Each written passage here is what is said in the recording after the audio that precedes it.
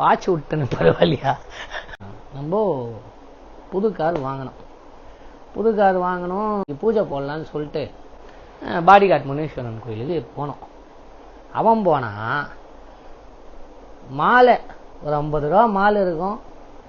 தேங்காய் பழங்களும் நீங்கள் ஃபுல்லாக வாங்கினீங்க அதோட விலை 100 ரூபா தான் வரும். நான் அச்சு சொல்லுவேன் 100 ரூபா இல்லை 110 ரூபா வரும். என்னால் வாங்கி கொடுக்க முடியும்.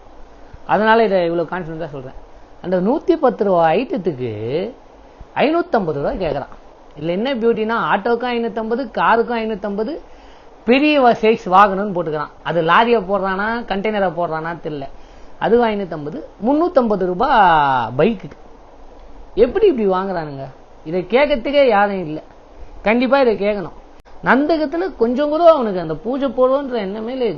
ஏனோ தானோ எவனோ வந்தான் போனான் அந்த மாரி.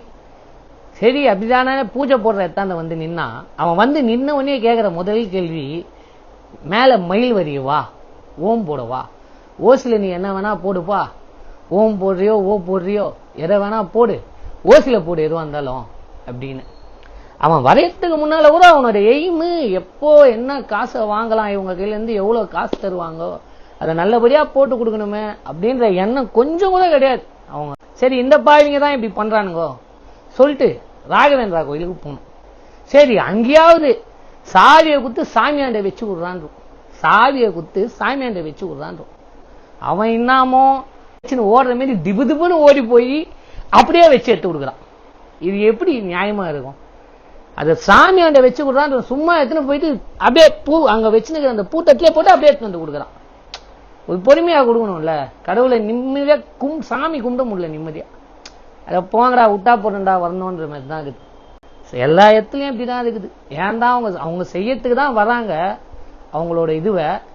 ஆனா அவங்களுக்கு அந்த அவங்க ஒரு மன சந்தோஷத்தோட செய்யற மாதிரியே தெரியல. ஒரே மூட் ஆஃபா இருக்குது. ஒரு கோயில் போறதே நிம்மதிக்கு தான்.